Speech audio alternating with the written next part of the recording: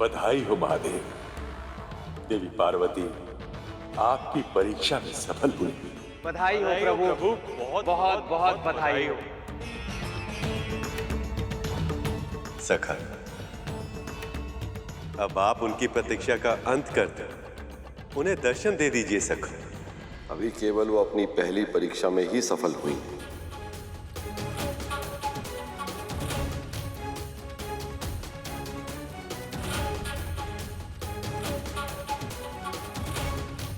पहली परीक्षा? आपका अर्थ है कि आप उनकी और भी परीक्षाएं लेने वाले हैं महादेव?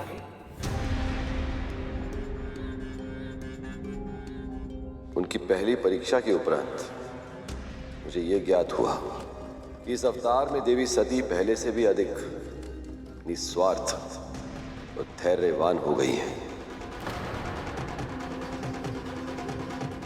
मेरी अर्धांगिनी बनने के लिए इन सब गुणों का होना आवश्यक है।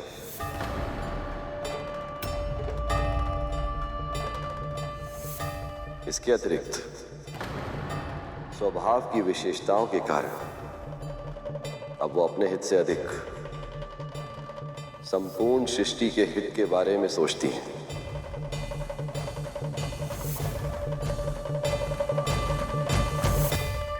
पर केवल ये पर्याप्त नहीं है। अपने पिछले जन्म के कारण मुझे पाकर भी मुझे वो समझ नहीं पाई।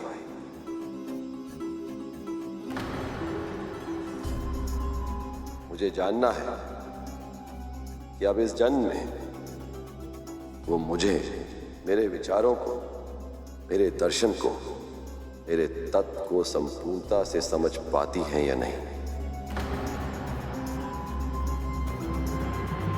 अर्थात हमारे विवाह के लिए ये आवश्यक है देवगण।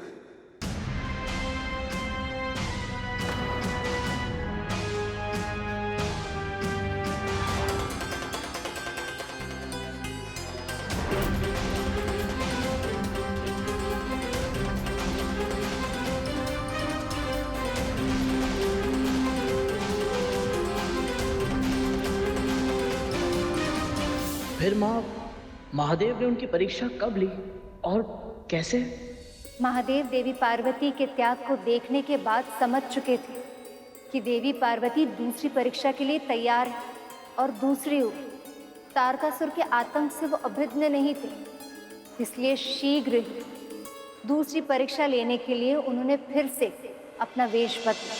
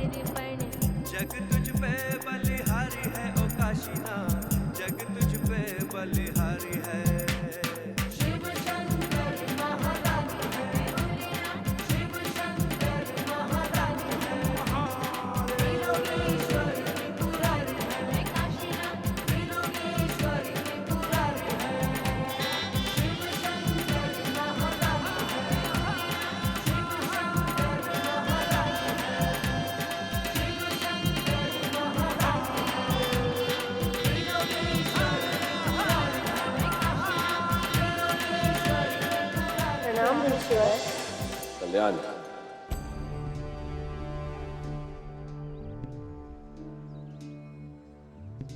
राजकुमारी, इतना सुंदर रूप पाने के बाद भी इतनी घनघोर तपस्या क्यों कर रही हो तुम?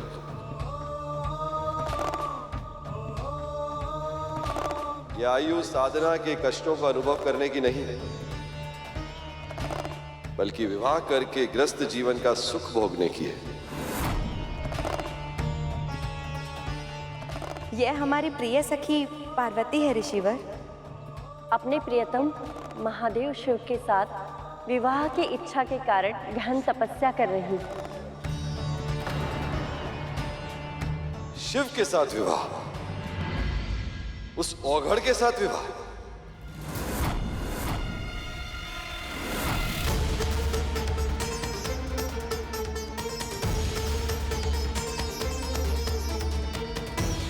हे ईश्वर, सद्बुद्धि दो इन्हें। शमशान का निवासी है वो। विवाह का तो अर्थ तक नहीं जानता वो बहरूपिया।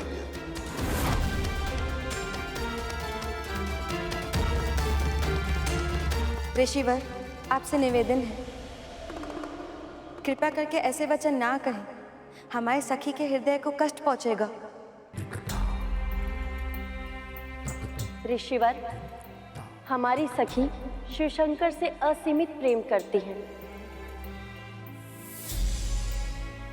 और अपना संपूर्ण जीवन उन्हें प्राप्त करने के लिए उन पर समर्पित कर दिया है।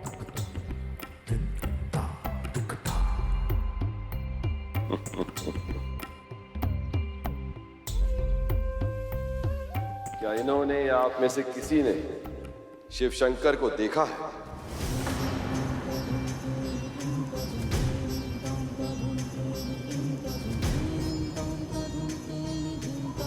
नहीं तो? इसका अर्थ है कि आप नहीं जानते कि शिव से विवाह के बाद इनका जीवन कैसा होगा। तो आओ, चलो मेरे संग और स्वयं ही देख लो इन्होंने क्या चुना है अपने भविष्य के लिए।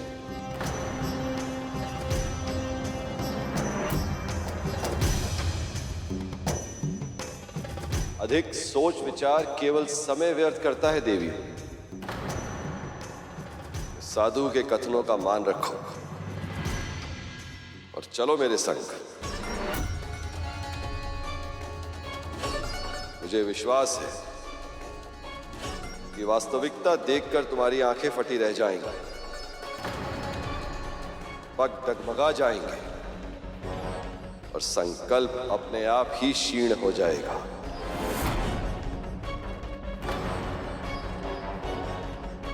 सत्य जानने का भय है या इस साधु के कथनों पर विश्वास नहीं?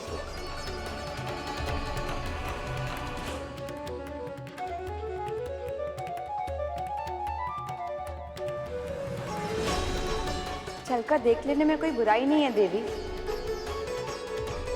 भला संसार में ऐसा क्या है जो महादेव के प्रति आपका प्रेम और संकल्प को कम कर सके?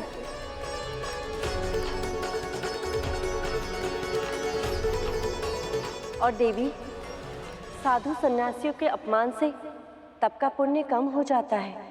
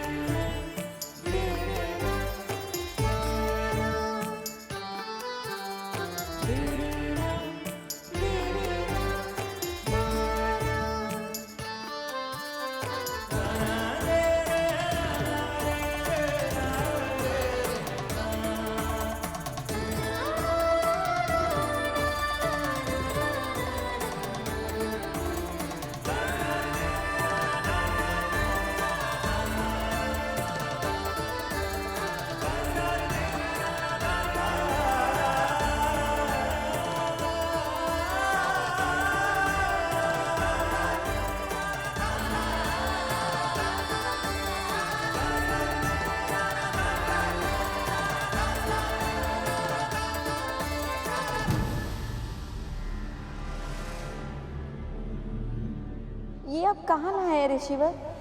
यहाँ ना कोई वृक्ष है और ना ही कोई वनस्पति, और भीषण शीत भी है। शीघ्र हमें यहाँ से ले चलिए ऋषिवर, यहाँ एक क्षण भी रुकना असंभव लग रहा है।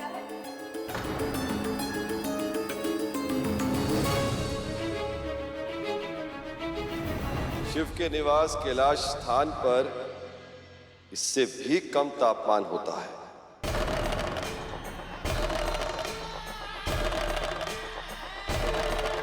रह पाओगी तुम?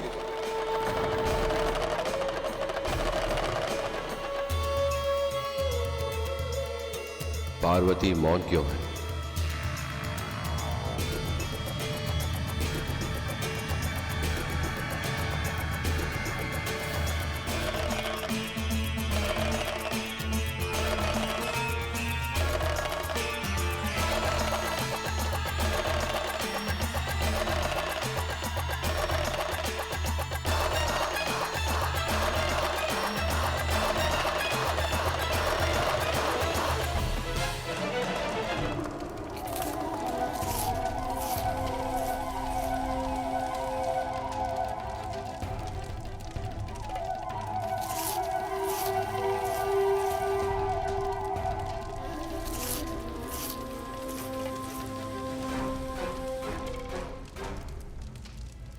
ये है इन अघोरियों का भोजन।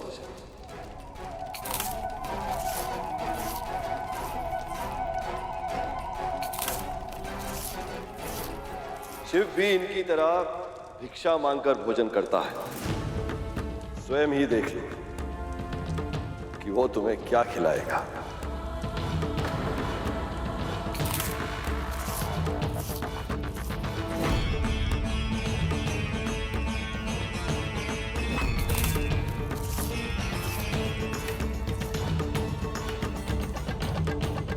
भिक्षा में मिले जीवन पर निर्वाह करना होगा तुम्हें।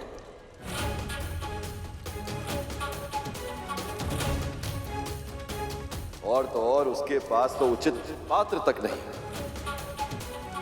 खप्पर में ही खाता पीता है।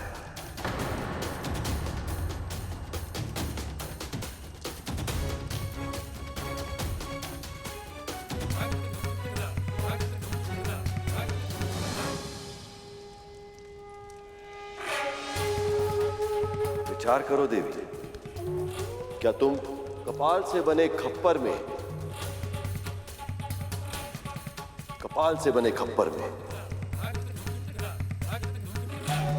भोजन कर पाओगी?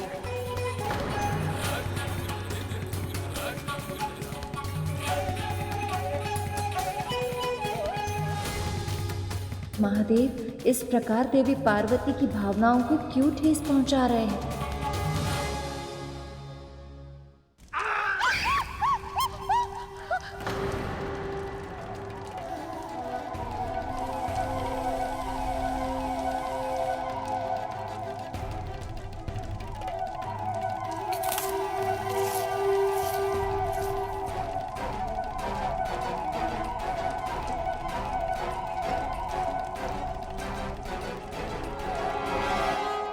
ऐसा विपरीत व्यवहार क्यों कर रहे हैं महादेव? ऐसा लग रहा है कि वो माँ पार्वती से विवाह ही नहीं करना चाहते।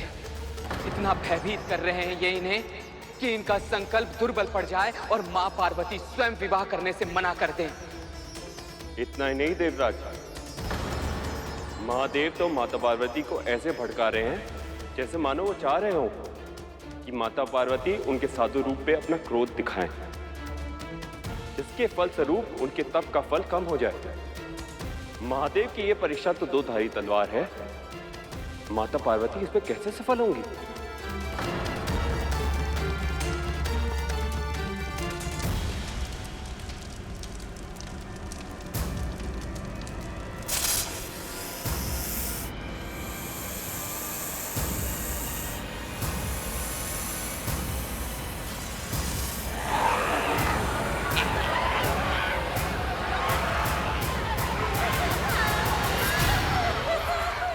आप तपस्या करने निकली थी तो दो सखी तब भी आपके साथ थी,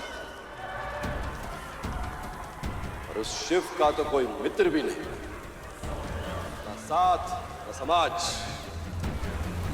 बस केवल सर्प, बिच्छू, भूत, प्रेत जैसे निशाचर ही उसके साथ रहते हैं।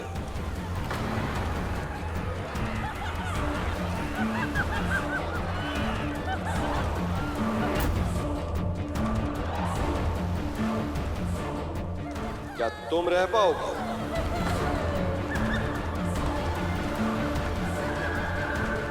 देवी, ऋषि की बातों में सत्य तो है। देवी, एक बार और विचार करने में कोई हानि नहीं है।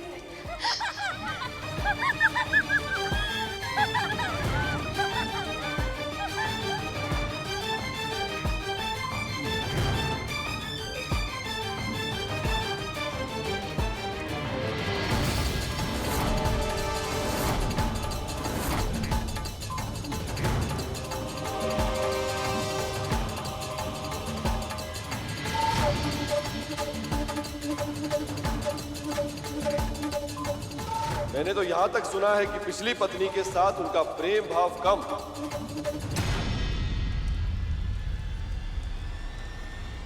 और लड़ाई झगड़ा अधिक था।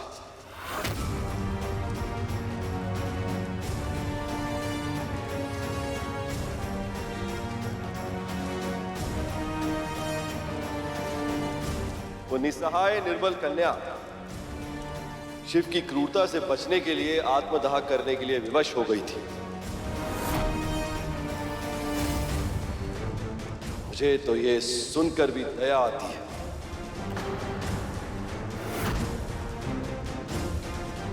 यदि ऐसी ही स्थिति तुम्हारे साथ उत्पन्न हुई तो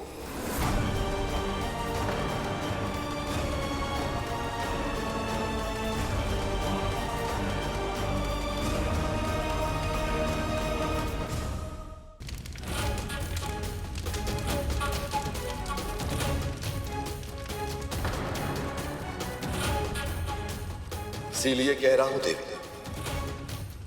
मेरी ओर देखिए और गंभीरता से विचार करो। मैं तुम्हें अच्छा भोजन दे सकता हूं, निवास के लिए उत्तम भवन दे सकता हूं, सुंदर वस्त्र एक से एक बढ़कर आभूषण दे सकता हूं। समाज में जो प्रतिष्ठा मिलेगी सो अलग।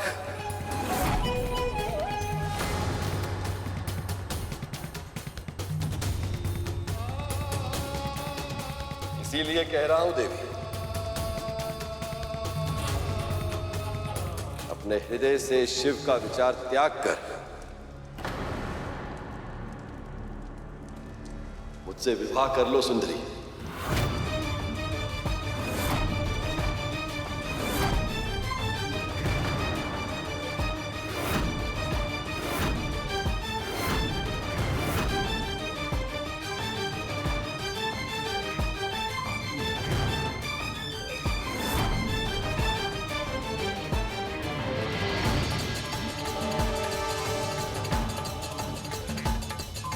आप एक ऋषि हैं। केवल यही कारण है कि आप पर क्रोध करके मैं अपने तप का पुण्य नहीं खोना चाहती। पर अब बस, यदि आपने मेरे शिव के बारे में तनिक भी उल्टा सीधा कहा तो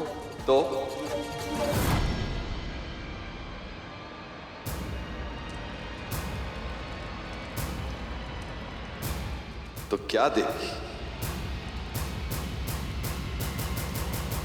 क्या करेंगे आप?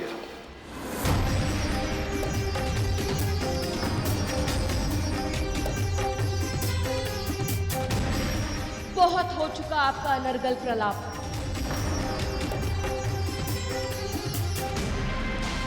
वो इस संसार के स्वामी हैं। ये समस्त सृष्टि जिनमें लय होती है, उन आदि योगी शिव के बारे में बहुत दुर्वचन कह चुके हैं आप। पर अब बस, आपको अपने कर्मों का परिणाम भोगना ही होगा।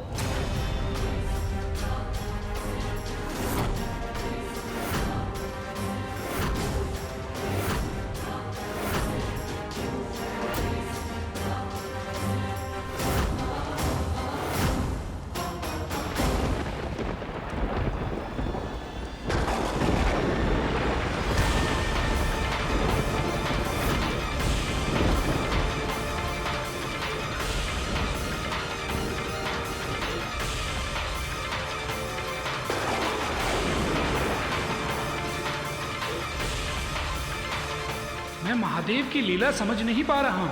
क्यों वो देवी को इतना क्रोध दिला रहे हैं कि वो उन्हें श्राप देने पर विवश हो गई। यदि महादेव ने माता को नहीं रोका तो अनर्थ हो जाएगा।